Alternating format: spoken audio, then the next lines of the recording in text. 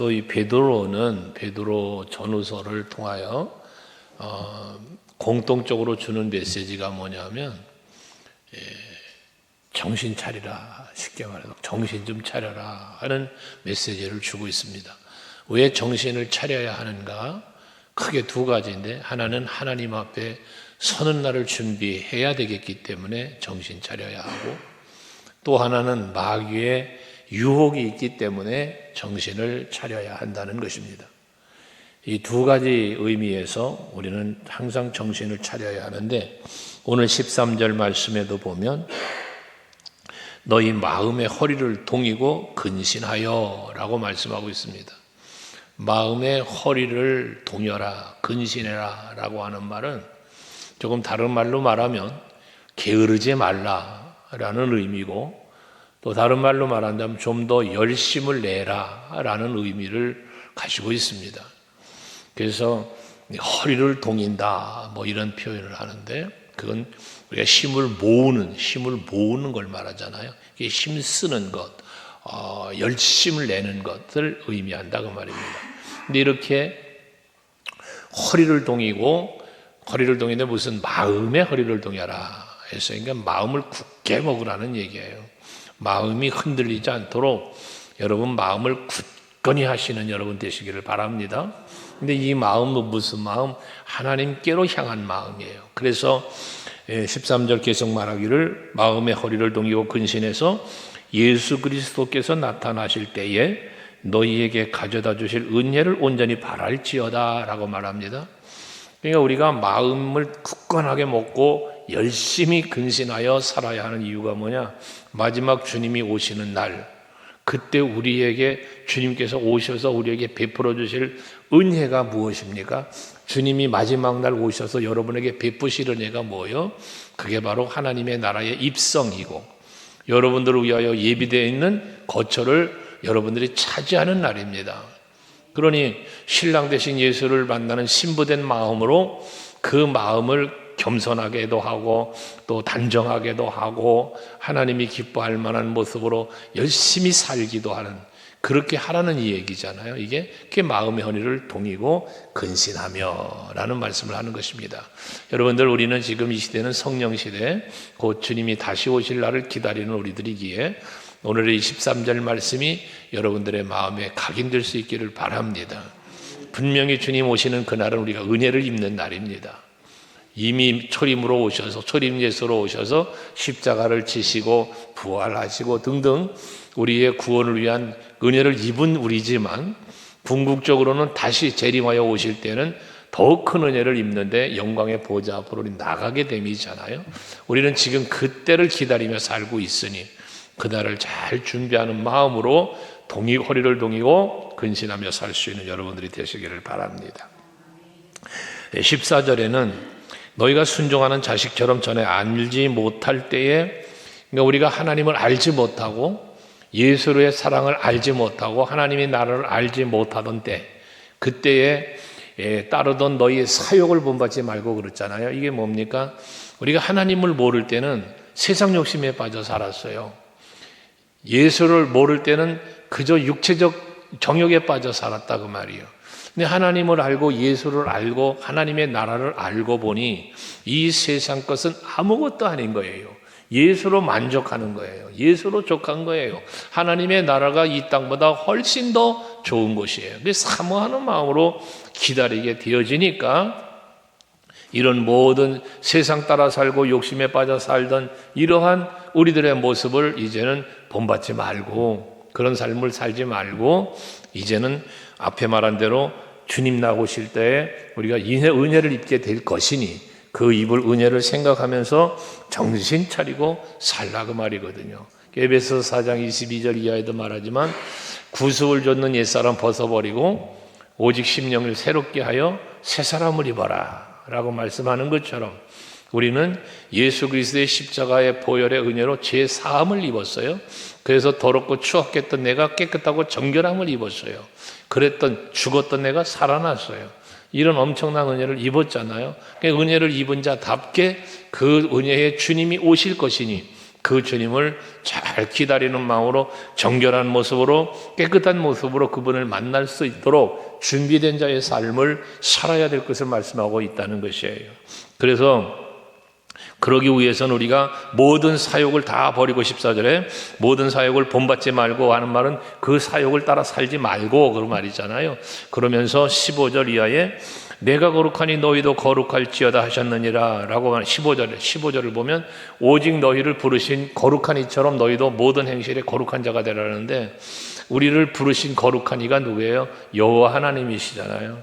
그러니까 하나님이 우리를 부르셨는데 그 부르신 하나님처럼 하나님의 거룩하심처럼 그 레위기서 11장 말씀을 인용해서 16절에 말한 건데 내가 거룩하니까 너희들도 거룩해라 라고 말씀하신 그 말을 인용하면서 그 하나님의 거룩함에 이르도록 우리는 살아야 될 것을 말씀하고 있는 것입니다. 여러분, 우리 성도의 삶은 성도라는 이름 자체가 거룩한 물이라는 뜻이잖아요. 여러분, 하나님의 자녀가 됐다? 그것은 결과적인 건 뭐예요? 죄가 사함받고 이제는 예수 그리스도로 말미암아 죄 사함받고 사망에서 생명으로 옮겨져 있는 우리들을 말하는 거잖아요. 그 자체가 거룩함이에요. 죄 가운데서 건져내셨으니까.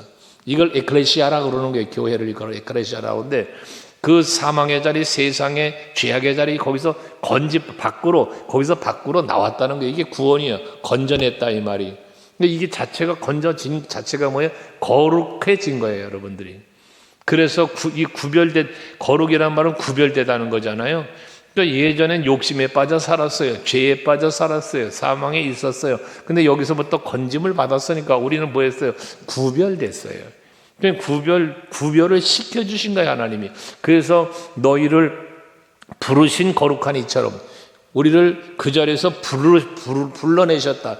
이걸 불러내신 거, 건져내셨다. 이런 등의 표현을 하는 건데 이런 은혜를 입었으니 우리가 이제는 거룩한 자처럼 살아야 된다는 것이거든요. 그럼 거룩한 자처럼 사는 게 무엇일까? 거룩하게 산다는 것.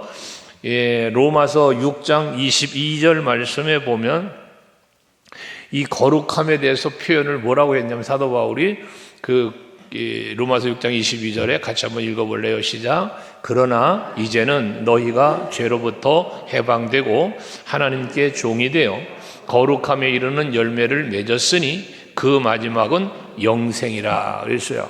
그러니까 여기서 하나님께로부터 우리는 은혜를 입어서 죄로부터 해방을 받았고 또 죄 사함을 받았다는 얘기잖아요.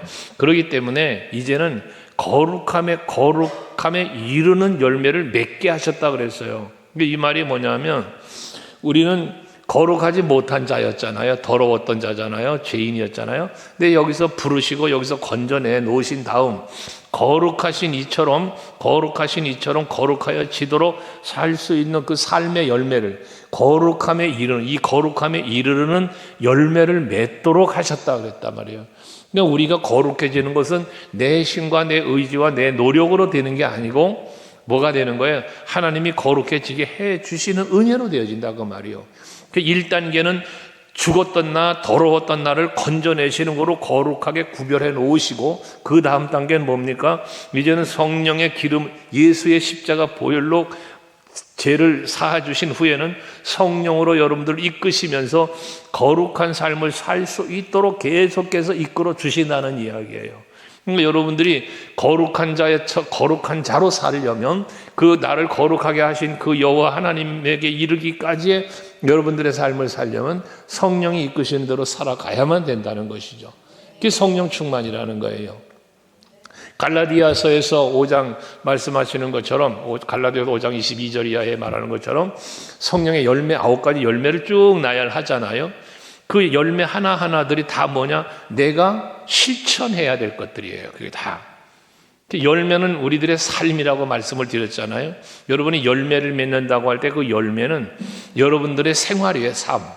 그래서 내가 성령의 열매를 맺는다고 할 때 거기 말한 대로 사랑과 희락과 이것처럼 사랑의 열매를 맺는 거야. 내가 사랑하며 사는 거야. 이게 성령의 열매인 거예요. 내가 기뻐하며 사는 거예요. 감사하며 사는 거예요. 즐거워하며 사는 거예요. 그러한 삶이 성령의 열매를 맺는 거예요. 희락의 열매를.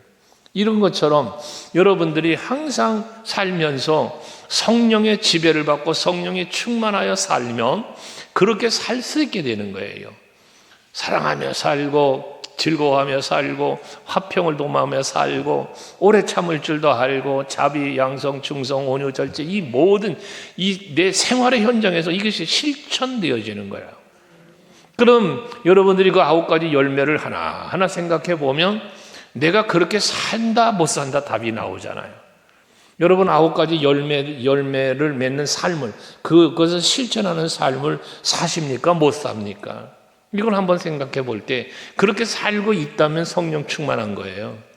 만약에 내가 그렇게 살지 못하고 있다면 성령 충만치 못한 상태에 있는 거예요, 내가. 그러므로 여러분 내가 거룩하니 너희도 거룩하라고 말씀하신 하나님의 이 말씀은 명령이에요, 명령. 우리를 사망의 자리에서 생명으로 옮겼어요. 죄의 자리에서 사함의 자리로 옮겨주셨단 말이에요. 죄의 종로를 타고 마귀의 종로를 타던 내가 하나님의 자녀가 되는 자리로 옮겨놨단 말이에요. 그러면 이건 은혜잖아요. 이렇게 옮겨주신, 건전해 주신 것이 은혜잖아요. 그럼 이 은혜를 받은 우리가 어떻게 해야 돼? 그 은혜에 합당하게, 은혜에 감사하게 에베소 4장에서 말하는 것처럼 우리는 복음에 합당하게, 부르심에 합당하게 살아야 된단 말이에요, 우리가. 그에 합당하게 살아가는 이 과정이 뭐다? 거룩함에 이르르는 삶이에요, 이게. 거룩함에 이르르는 삶. 그래서 여기서 이르른다는 것은 이미 여기서 건져지는 순간 거룩게 진 거고, 여러분들이 죄를 사함받는 순간에 사망의 자리에서 생명으로 옮겨지는 그 순간에 여러분 거룩게 진 거예요. 근데 여기서 이제 뭐가 된다? 거룩한 자답게 나를 건져내시고 구원해 주신 하나님의 거룩함에 이르르는 그 예수를 담는, 빌립보 2장에 말하는 예수를 담는 이러한 우리들의 삶을 의미한다 그 말이에요. 그래서 여러분들이 신앙생활을 하시면서 오랜 시간의 신앙생활을 하잖아요. 그 오랜 시간 신앙생활 속에서 우리는 뭐예요? 점점 더 거룩해져 가는 거예요. 점점 더. 그래서 이것은 변화를 말한다 그랬잖아요. 여러분 신앙생활하면서 자꾸 변화가 돼야 돼요. 좀 더 사랑할 줄 알고, 좀 더 기뻐하고 즐거워할 줄 알고, 좀 더 화평을 도모할 줄 알고, 그런 이 성령의 열매를 맺는 이러한 여러분들이 점점 더 열매를 더 풍성해지도록, 열매 달랑 한 번, 여러분 사랑의 열매만 하나만 예를 들면, 내가 참 원수를 사랑하기까지 누군가를 사랑했어요. 그럼 나 사랑의 열매 맺었다고 끝? 아니잖아요. 계속 맺어가야 되는 거죠. 그래서 열매는 계속 날마다 주렁주렁 맺어가는 여러분이 되셔야 된다 그 말이죠. 이게 거룩함에 이르는 열매를 맺는 거예요. 그러시면서 17절에 보면 외모로 보지 않고 각 사람의 행위대로 심판하시는 이를 너희가 아버지라 부른즉 너희가 나그네로 있을 때를 두려움으로 지내라 라고 말씀을 합니다. 자, 사람을 이제 마지막 심판은 행위 심판이 나오잖아요. 행위 심판. 내가 어떻게 행동했느냐에 따라 행한 대로 갚으시는 하나님의 심판이 온다고 말이에요. 심판이. 그런데 그 하나님의 심판을 행하는데 그 심판을 행한 대로의 심판이니까, 그러니까 그 하나님의 심판의 원칙을 우리가 헤아려 알고 그 심판을 두려움으로 바라봐야 된단 말이에요. 그 심판의 날, 심판의 때에는 반드시 하나님이 행한 대로의 심판이 이루어질 것이니 우리는 그때를 두려워하는 마음으로 오늘을 살아야 된다는 거예요. 그래서 요한복음 5장 29절의 말씀을 예수께서 하시잖아요. 마지막 때에 심판이 있을 것인데 선을 행한 자와 악을 행한 자를 구별하여 말씀하시기를 선을 행한 자는 생명의 부활로, 그리고 악을 행한 자는 심판의 부활로 나온다.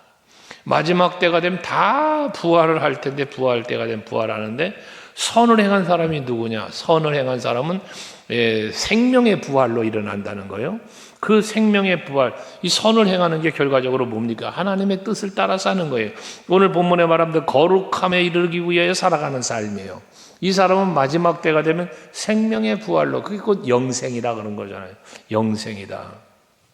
앞에 그 로마서 6장 22절 말씀처럼 거룩함에 이르는 열매를 맺게 하셨으니 이는 곧 영생이다 그러셨잖아요. 이것처럼 우리가 마지막 하나님 앞에 설 때는 주님 오시는 날, 마지막 주님 오시는 날은 심판이 있다는 거. 행한 대로 갚으시는 심판.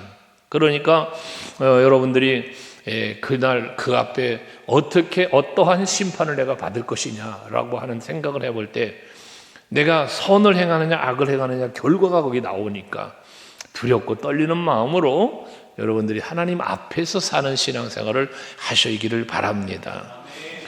그러면서 18절에도 너희 조상들이 물려주었던 헛된 행실에서 대속함을 받은 것은 그래요. 조상들에게로부터 물려받은 헛된 행실. 이 헛된 행실이 무엇입니까? 이게 앞에서 말한 세상, 이 하나님을 알지 못할 때 따랐던 사욕에 빠져 살았던 것들. 이거란 말이에요. 육체의 정욕에 빠져 살았던 것들, 세상의 소욕 속에 빠져 살았던 것들, 하나님을 바라보지 않고 하나님을 의지하지 않고 하나님의 심판이 있음에 대한 경각심을 갖지 않고 살아왔던 삶의 모습을 말하는 거죠. 그게 헛된 행실입니다. 이와 같은 헛된 행실로부터 있었지만 우리는 그런데 사함을 받았다고 말해요. 사함을 받아서 예수 십자가 보혈로 사함을 받았는데 그 사함 받은 것이 은이나 금같이 없어질 것으로 된 것이 아니다. 우리의 죄사함이 은금으로 이루어진 게 아니다는 거예요. 그럼 무엇으로 됐습니까? 19절 같이 오늘 보면 19절 같이 시작. 오직 흠없고 점없는 어린 양 같은 그리스도의 보배로운 피로 된 것이니라.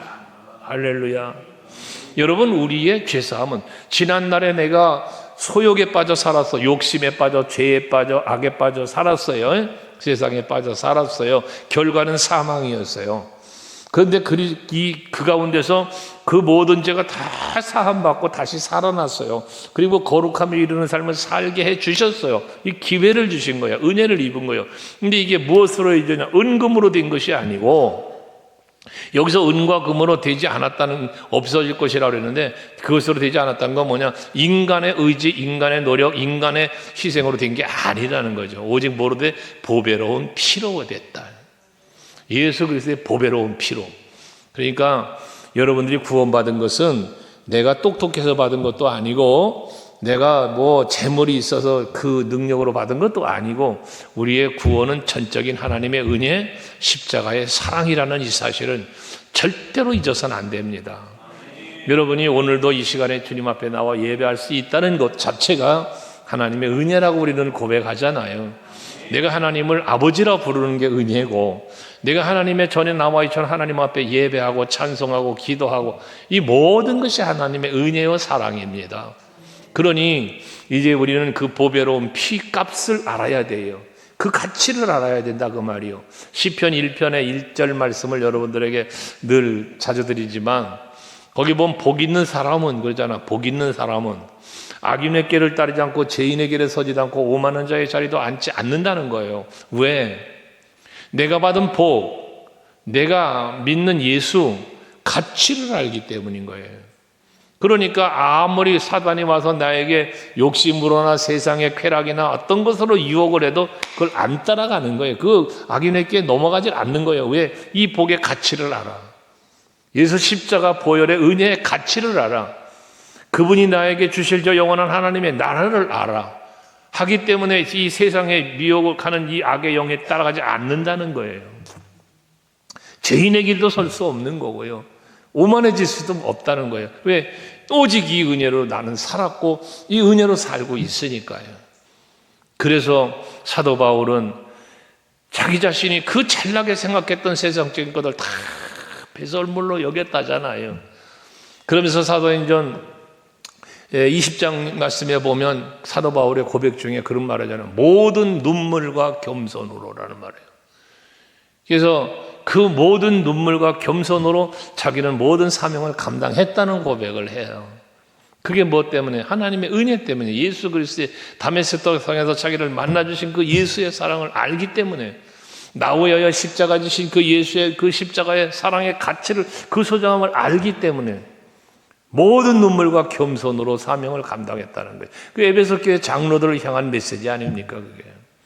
그러면서 24절에 가서 보면은, 이 사도행전 20장 24절에 보면 나에게 주어진 사명을 감당하려 하는데 생명도 귀한 것으로 여기지 않았다. 생명조차도 조금 더 귀한 것으로 여기지 않았다. 그만큼 예수께서도 나와의 십자가에 자기 목숨 다 바치신 것처럼 나도 주를 위해서라면, 이 복음을 위해서라면, 나에게 주어진 사명을 위해서라면 내 생명도 아끼지 않겠다는 그런 고백을 하게 되는 거잖아요. 여러분, 우리가 하나님께 영광을 돌린다라는 말을 표현을 많이 하잖아요. 우리가 하나님께 영광 돌린다, 또 영광 돌립시다, 뭐 이런 서로에 권도하고 그러는데 한번 돌이켜 가만히 생각해 볼 필요가 있어요. 뭐냐면 반론을 제기했을 때에 우리가 하나님의 영광, 우리 지음받은 것도 하나님의 영광을 위해서요, 너희가 먹더니 마시더니 무엇을 하든지 다 하나님 영광을 위해서 하라는 말씀도 있는데, 이것처럼 말씀도 있고 우리도 또 그렇게 기도하고 마음에 바라는 것, 소원하는 일을 고백도 하는데, 우리가 반론을 제기하면서 질문을 할 때, 그렇다면 당신은 얼마나 하나님께 영광을 돌리며 살았습니까? 라는 질문을 한다면, 여러분이 그런 질문을 받는다면, 나는 어떻게 하나님께 영광을 돌리며 살았는가라는 질문이요, 그 질문을 받을 때 거기에 대한 답을 내놓을 때, 나는 하나님 앞에 이렇게 영광 돌렸습니다, 나는 하나님을 이렇게 기쁘게 해드렸습니다 라고 말할 수 있는 것들이 과연 얼마나 있을까라는 것입니다. 수많은 시간 동안의 신앙생활을 해왔으면서도 우리는 하나님의 영광을 위하여라는 이름은 걸었지만 말뿐이었지, 실제 삶의 현장에 하나님의 영광과 전혀 상관이 없는 내 욕심, 내 어떤 바람만 추구하며 살지는 않았냐는 것이죠. 예배를 드려도, 기도를 해도, 헌신을 해도 전부 다 그 담겨있는 목적들이 대부분 뭐예요? 나를 위하여가 된다. 하나님의 영광을 위해서가 아니라 나를 위하여. 그래서 기도를 해도 내가 원하는 것, 내가 바라는 것, 전부 대부분의 기도의 제목들이 다 내가 바라고 내가 원하는 거지. 예배를 드리는 것도 하나님께 영광을 돌리기 위하여 예배가 아니라 사람 앞에 보이기 위한 예배, 나 자신을 위로받기 위한 예배, 나름대로 내가 받을 은혜를 생각하는 예배가 치중되지 않았을까라는 이야기예요. 우리 한번 생각해 볼 필요가 있다는 거예요. 그래서 내가 예수를 믿는 것조차도 나를 위하여 믿는 이런 신앙. 그런데 그러면서도 우리는 하나님께 영광을 돌린다, 하나님을 기쁘시게 해드린다라는 표현을 참 많이 말하는 것이죠. 그래서 여러분, 우리는 예수 그리스도의 보배로운 피로 우리는 죄사함 받았고 구원 받았다는 사실은, 이 감사와 감격하는 마음이 식어지지 않도록 하자는 이야기를 여러분에게 수없이 드리는 거예요. 그래야만 우리의 신앙생활이 바르게 되니까, 하나님께 거룩함에 이르르는 삶을 살기 위한 몸부림을 칠 수 있게 되니까요. 그러지 못하면 우리는 계속해서 뭐합니까? 계속해서 세상 욕심에 빠져들고 육체를 위하여 살게 되어지는 거예요. 그저 나만 위하여 사는 거예요. 그것으로부터 바뀌는 여러분들이 되셔야 된다는 겁니다. 21절에도 보면 너희는 그를 죽은 자 가운데서 살리시고 영광을 주신 하나님을 그리스도로 말미암아 믿는 자니 그랬잖아요. 여러분의 믿는 믿음의 대상이 누구냐? 예수인데, 예수는 하나님을 믿고 예수를 믿는데, 성부, 성자, 성령을 믿는데, 거기 보면 죽은 자 가운데서 살리시고, 예수 그리스도를 죽은 자 가운데서 살리시고, 그리고 영광을 주신 하나님을 그리스도 예수로 말미암아 믿는 자니 그랬잖아요. 그러니까 여러분들이 예수 그리스도로 말미암아 그 보혈의 핏값으로 말미암아 우리는 하나님을 알게 되고 믿게 되고 의지하게 됐다는 것이잖아요. 그렇게 되었으니 너희 믿음과 소망이 하나님께 있게 하셨다 그 말이야. 여러분의 믿음의 대상도 하나님, 소망도 하나님. 여러분이 믿는 것도 하나님의 나라, 소망도 하나님의 나라. 여러분이 믿고 바라고 소망하는 것이 육체의 소망이 아니라 하늘의 소망을 갖고 사는, 이것이 여러분이어야 한다는 것이거든요. 근데 우리는 그러지 못하게 살기 때문에 거룩함에 이르는 이 과정 속에서 머물러 있게 되는 거예요. 자꾸 오직 예수, 오직 여호와, 오직 하나님의 나라를 바라보며 자꾸 한 걸음씩 생각도 행동도 가야 되는데, 그래야 거룩함에 이르게 되는데, 우리는 어느 순간인가 예수를 믿고 신앙생활을 한다고 뭔가 감격도 있는 것 같았고 감사도 있는 것 같고 하나님 영광도 있는 것 같았는데, 어느 순간인가 돌이켜 하나님 보지 못하고 하나님 나라 보지 못하고 예수 따라가지 않고 우리는 아직도 계속해서 이제 세상을 향하여 내 육체를 위하여 살아가고 있다라는 것이, 이런 전환점, 그 바뀜이 여러분에게 있어야 된다는 거예요. 바뀜이. 그래서 오직 우리의 믿음과 소망을 하나님께 있게 해야 된다. 하나님 우리를 하나님께 있게 하시려고, 내 믿음도 소망도 오직 하늘에 있게 하시려고 예수 이 땅에 오신 건데, 그래서 예수는 다시 부활 승천하셔서 하늘에 가시면서도 너를 위하여 거처를 예비하러 간다. 때가 되면 내가 너희를 다시 영접하러 온다. 말씀을 하셨거든요. 왜? 우리의 소망이 거기에 있어야 되겠기 때문이라는 것이거든요. 그런데 이 사실을 우리는 알면서도 믿는다고 하면서도 자꾸 믿는 것이 자꾸 세상 것이 되어지고, 여러분, 우리는 예수를 믿는다 하면서 예수보다 세상을 더 믿고 사람을 더 믿고 그런단 말이에요.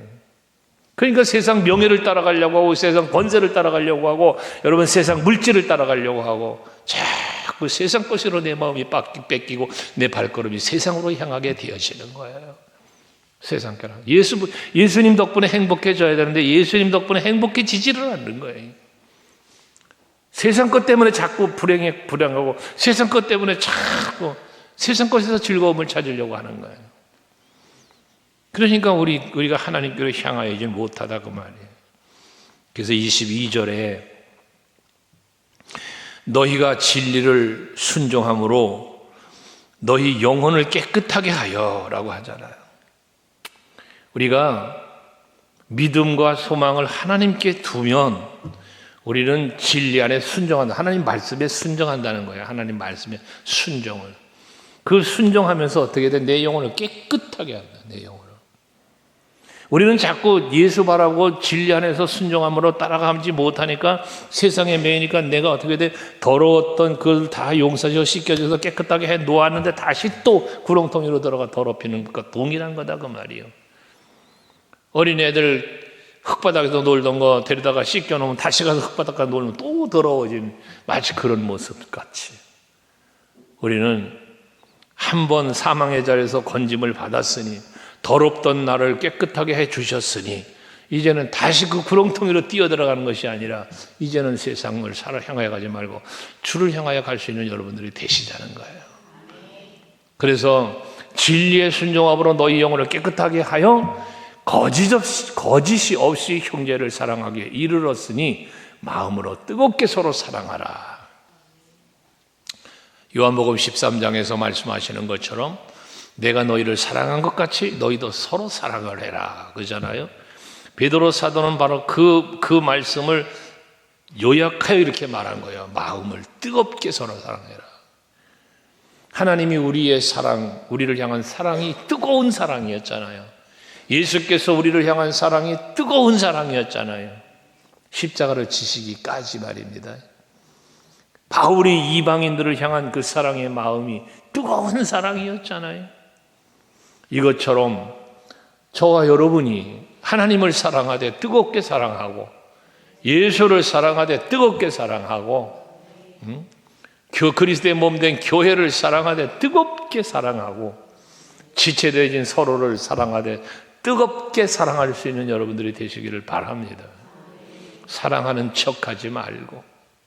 그래서 신명기 6장에서도 말씀하셨고 예수님도 인용하여 말씀을 하셨지만 너희는 마음을 다하고 뜻을 다하고 성품을 다하고 목숨을 다하고 네 여호와 하나님을 사랑해라.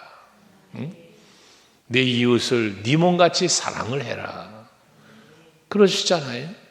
이게 첫째 되는 계명을 둘째 되는 계명이라고 했으니 우리는 하나님을 사랑하든 이웃을 사랑하든 모든 사랑은 마음으로 뜨겁게 사랑해라 그랬어요. 뜨겁게 사랑해라. 우리는 인사할 때 사랑합니다, 잘 될 겁니다라고 우리가 인사들을 하시는데 그 사랑이 뜨거운 사랑일 수 있기를 원합니다. 근데 그렇게 되려니까 어떻게 돼? 우리 영혼이 깨끗하지 않으면 그게 안 되는 거예요. 내 영혼이 깨끗하지 못하면 그 마음으로 뜨거운 사랑을 못 하는 거예요. 가식적으로 형식적 사랑만 할 뿐이지, 입술로는 사랑합니다, 잘 될 겁니다 하지만 속마음은 사랑이 없고, 잘 되면 시기가 나고 질투가 나고, 잘 못 됐으면 좋겠고, 저 사람보다 내가 더 잘 됐으면 좋겠고, 이런 마음들, 걸어가지 못한 마음이요 깨끗하지 못한 마음인 것이죠. 그래서 영혼을 깨끗하게 될 때, 그 깨끗한 영혼으로 서로를 바라볼 때, 거기에 뜨거운 진정한 사랑이, 뜨거운 사랑은 진정한 사랑이니까요, 그럴 수 있다고 보는 거예요. 여러분들 꼭 그런 성도들 되시기 바랍니다. 그러면서 23절, 너희가 거듭난 것은 썩어질 씨로 된 것이 아니요 썩지 아니할 씨로 된 것이니 살아있고 항상 있는 하나님의 말씀으로 되었다.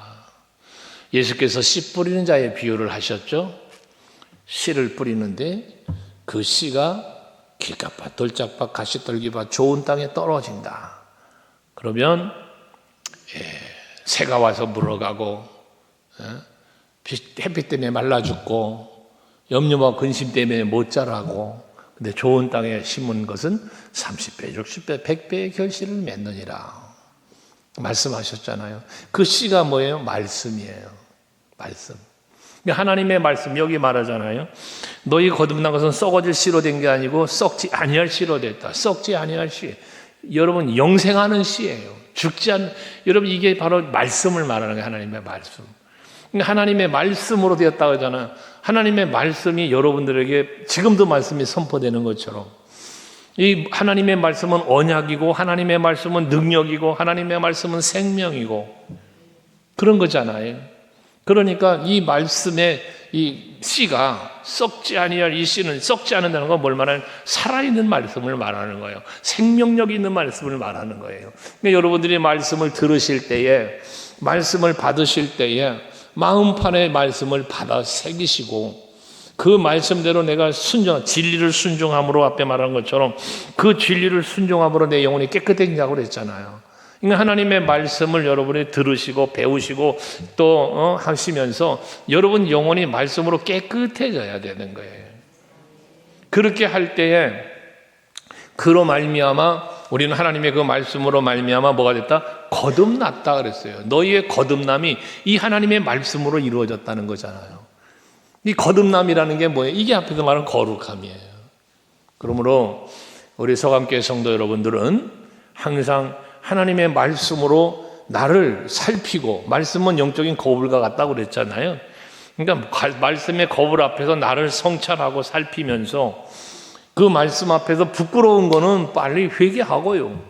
말씀으로 살펴봤을 때 아직 내가 더러워, 아직도 죄인이야, 아직도 부족함이 있어, 그럼 빨리 변화를 일으키는, 이런 돌이키는, 이게 회개라고 표현하는 것들인데, 그렇게 되어질 때 여러분 영혼은 깨끗해지고 거룩함에 이르게 되어지고, 그러면서 우리가 하나님의 영광이요 기쁨이 되는 삶을 살게 되는 거고, 그 삶의 현장에서 서로 뜨겁게 사랑할 수 있는 이 사랑의 실천도 이루어지게 되어진다는 것입니다.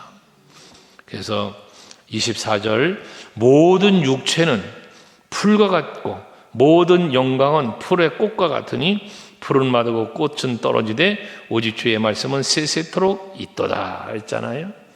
세상의 모든 것들은, 육체도 뭐 여기 풀도 말했지만 육체를 풀에 비교했어요. 그러니까 우리 육체는 언젠가는 다 마르고 없어지고 한 줌에 흙으로 돌아가요. 한 줌에 재로 돌아갑니다. 하지만 하나님의 말씀은 영원해요. 영원해요. 그러니까 구약의 시대부터 많은 사람, 선지자도 사도들도 다 죽었어요. 다 흙으로 갔어요. 하지만 하나님의 말씀은 계속해서 오고 있는 거예요. 이 영원한 말씀인 거예요. 여러분들이 들으시는 이 말씀, 여러분 우리 후대들도 들을 거예요. 그 영원한 말씀이에요. 하기 때문에 우리는 이 영원하신 말씀, 이 생명의 말씀을, 우리는 이 세세토록 있는 이 말씀을 우리가 받은 거니까, 이 말씀으로 살 때 우리는 내 영혼이 깨끗하게 되어지면서 생명력을 잃지 않고 살아가면서 거룩함에 이르게 되어지니 하나님의 영광이 거기서 나타나게 될 것이고, 그 영광만 나타나는 게 아니라 나도 왜 거룩함에 이르게끔 내가 가니, 그 삶을 통해 영광 받으니 하나님 앞에 이르렀을 때 나도 그 영광을 차지하게 되는 거잖아요, 여러분들이. 그래서 우리에게 하나님은 생명과 뭘 준다 그래? 영광을 주신다 그래, 영광을. 그래서 하나님을 경외하는 것, 모든 겸손과 여호와를 경외함의 보상은 그렇잖아. 잠언서 22장 4절에 보면 모든 겸손과 여호와를 경외함의 보상은, 그 보상이 뭐예요? 재물과 영광과 생명이니라 라고 말씀하잖아요. 그처럼 여러분들이 여호와를 경외하는 것, 이게 바로 거룩함에 이르르는 삶으로 하나님께로 가까이 나아가는 삶이에요. 이게 그러니까 그걸로 인하여 어디 이르게 돼? 우리 영생도 얻었고 그 거룩함에 이르는 열매를 맺게 하셨으니 그건 영생이라 그랬잖아. 그러니까 우리가 거룩해져서 하나님의 영광의 자리에 나아가는 그 자체가 하나님께만 영광이 아니라 우리도 그 영광의 자리에 나아가니 우리에게도 영광이 되는 것이다, 그 말이에요. 세상의 부귀영화만을 바라보고 살지 말고, 세상의 즐거움과 쾌락을 빠져 살지도 말고, 썩어 없어질 한 줌의 흙에 대한 육체의 정욕에 빠져 살지도 말고, 영원히 없어지지 않고 썩지 아니할 하나님의 약속의 말씀을 믿고 그 영원한 나라를 예비하고 계신, 거처를 예비하신 예수 그리스도의 그 예비하심을 바라보면서 하나님 나라의 소망을 두고 살아갈 수 있는 여러분들이 되시기를 주 이름으로 축원합니다. 할렐루야. 기도하십시다.